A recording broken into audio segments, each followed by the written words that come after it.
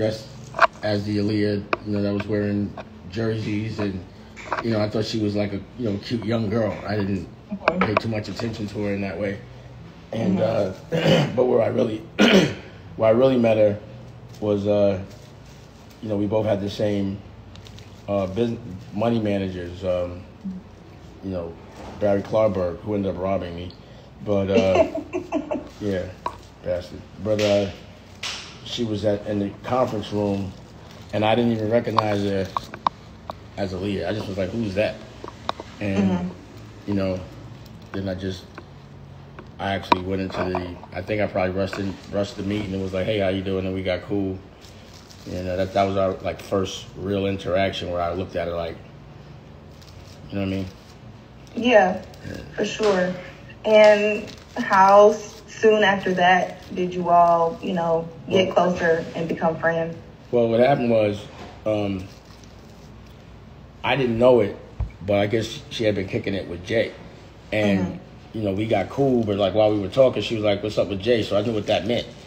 And, I was like, oh, so I wasn't really thinking about it too much. But my friend Natany brought me to and when I say kicking it, I'm saying they were talking. It wasn't nothing happening. He was courting, kicking it. Natany brought me to this photo shoot in L.A., and it was called the It Girls.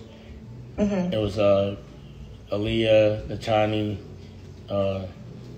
Kadada, bijou, and we all got cool this day. And we were talking about things about your soul and the evolution of your soul. And, after the photo shoot, we actually went to the mall and we all brought these books, The Seed of the Soul, because Kadada had told us about it. And then when we read them, it was like our conversation was definitely highly enlightened and angelic, like you would want them to be. And that was where our connection came. We all were part of the same soul cluster. And, and again, we would talk. We got real cool. And, Natany convinced her to come to the Hamptons. And me and homie were there. And, I just was on fire that week. And we ended up really having so much fun that we didn't want the fun to stop. So the intention really wasn't to be in love, Yeah. But you fall in love. It's not something you do on purpose. You know what I mean?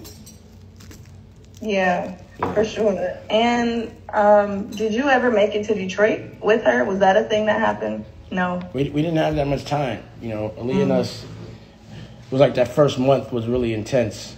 But both of us was at the height of that kind of career where you had to run anytime, an opportunity presented itself. So she was making movies, and she had to go and make this movie for 4 months or 4 to 6 months. And, I was making paid in full, so I couldn't leave. And, I didn't see her for 4 or 6 months. Then she'd come back. We would hang out for a week, heavy. But then she'd have to go and fly to L.A. to go do, dance rehearsals for a video. And, she always had, and I always had, I had a very big company that I was running. So it was like we were trying to find the time, because that's what we always wanted to do, was just be alone. We never really was trying to hang out outside and get our picture taken. We just wanted to kick it with each other because we genuinely enjoyed each other's company. And, we were if we could ever get 4, 5, 6 months together, then we'll know if we're really, because it was just always brand new, because we never got to have consistent time together. It was more on the phone every day, all day, and the BlackBerry all day, and, that kind of thing. For sure. And would you say that people in the industry knew of her as a Detroiter or identified her in that way? Right? Sometimes. He was a real Aaliyah fan, but not really. Yeah.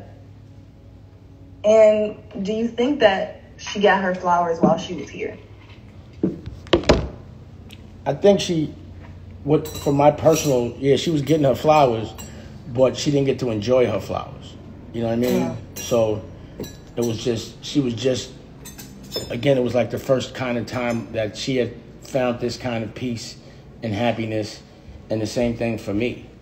Yeah. You know what I mean? It's like you have a dream, but sometimes you don't get to live it. So she went through a lot of things to get to that frame of mind, and once she got there, like, she was highly enlightened. And it was like the minute she got to that point where she could have that peace and have that love, she got taken off the planet. Right. So, like, for me, I was able to learn how to love from her, to how to recognize it. And I knew that unless I had that feeling again, that it wasn't love. And I haven't had that feeling again since then, until I met, like, Raquel. And that's when I was able to recognize I was in love. I was like, oh, shit, it's the same shit I was feeling with homegirl. And then I knew how to enjoy her. I know how to enjoy her. You know, like all the things that I probably would have done with Aaliyah, you know, and when she had time, I really get to do with Raquel. You know what I mean? I really know how to enjoy a relationship. When you lose a good relationship, like a real perfect one, when another one presents itself, you really know how to marinate that relationship and how to enjoy it. You know, sometimes you almost have to go through some bad shit so that you could really understand how good things are. You know, like, honestly, I was actually able to appreciate every second with Aaliyah. We marinated every moment. You know what I mean? And knowing how to be happy is important. Like, some people's normal is arguing. Like, if you argue 3 or 4 times a day or with the person you love the most, that's normal. That wasn't, we never argued. Our normal was not to argue. If we argued, that would have been something devastating. It would have been like something brand new to us. You know what I mean? So our normal is happiness, and a red flag is when there's just a tinge of unhappiness. And that's how I conduct my life now. Like, I've been able to find my woman and know how to love her every day, all day long, and keep her with me every day, all day long, and all of that comes with it. To me, if you got a girl and you don't want to be with her every day, all day, then that's not really your girl. You're with her for the wrong reasons. You know, you got to be with your best friend. And that's what Aaliyah was to me. She was like my homie. And when she would come around any one of my friends that I trusted, they all understood it completely. Like, damn, she like one of us. She like to laugh. She's smart. You know, she don't take shit too serious. You know, she just knew how to love and live. And a lot of people don't know how to do that. She also knew how to, like, forgive, or not to say forgive, but let's not deal with that right now. We'll deal with that later. You know, that type of thing. She used to be on that. So she was also a real G about the way she approached things based on all the pain she felt prior to that.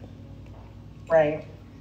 That's beautiful. That's a great gift. I feel like it doesn't always work that way.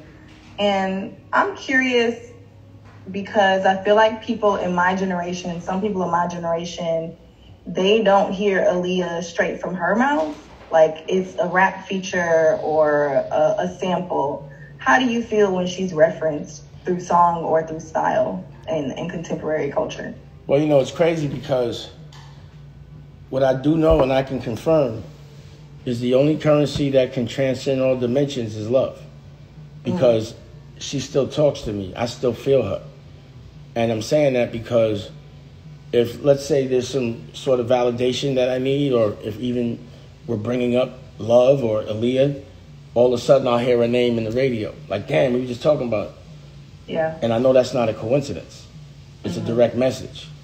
Like, you know, I knew Rocky was the one because we was outside one day, and all of a sudden a bunch of white butterflies just flew all over Rocky like she was a wizard, like a you know, like a good, you know, like Tinkerbell or some shit like that. You know what I mean? It was just, you know, and it was crazy because, I mean, I have pictures of this shit. You know, it was crazy. And later on, I was talking to, you know, someone that does that, you know, where they talk, and it was just because someone wanted me to talk to them about a show, and she didn't really know who she was talking to, and she was like, you got this girl, she talked you through the butterflies, the lightning, she knew everything that happened, you know, and gave Rocky the thumbs up. Like, even to the extent that if Rocky in the beginning was trying to understand me, she would actually reference my experiences with Aaliyah. You know, that was like, you know, like, it was like Aaliyah would help her to make sure she understood me. Got it. So it's not a thing of, like, offense for you. It's just a good reminder. For Aaliyah? No, for like when you hear different artists sampling her or mentioning her name. It's more of a, she's talking to me. Like, I don't even hear the song, I just hear the aaliyah part. You know what I'm saying? Yeah. Or if it's a song that her and I used to enjoy, it might come on. You know what I mean? Stuff like that. So, yeah. I mean, I already know how impactful aaliyah is. It ain't no was. She's still present now. I know what she would have done if she was here. The whole world would be different. Yeah. You know what I mean? You know, that's the only thing. That's the thing. It's like, what would the world have been like if she had not got on that plane? If she would have, that's the one time I should have really been an asshole because I told her don't get on that plane. Yeah. You can bring me a light? And what do you think needs to happen for the music industry to be a safer place for young women specifically, young black women specifically? I mean, that's a deep question because a lot of what music is, you know, expression of unrecognized trauma, you know, and our programming of survival is for us to hurt each other. You know what I mean? Not to love each other, to look the other way from our oppressor, but to like hurt the people we love the most. It's a good strategy if you're on the other side. So music will get better when people get better. You know, music will be safer when people are safer. When people can recognize their trauma and deal with it and not, you know, overcompensate and, you know, project on people because you're internalizing things that you can't, you know, change, or you can't get to the people that are really oppressing you. The people you love are usually the ones that catch that wrath because those are the only ones that'll listen. Right. So, again, if you can figure out how to heal people, then the world will be a safer place. If everyone wasn't always in survival mode, you know, then you could understand that the real reason to be on this planet is to love others. You know? Yeah. So hurting someone would be like hurting yourself, and understanding the karmic repercussions that come with that. Right. That makes sense. That's really beautiful to hear because I feel like, kind of like what you were saying, that she was right on the cusp of something different and new, and we got to see a little bit of it, but we literally don't know where she will be or how she will be or what she will be about, and sometimes it feels a little... She was doing the Matrix next. You know what I'm saying? Yeah. And she was changing her whole direction with her music. She was really broadening her horizons with that music. We were having a lot of fun just being experimental with music, just as people that love music. Right. You know, it might be one outside. If it's one outside, I'll go get it.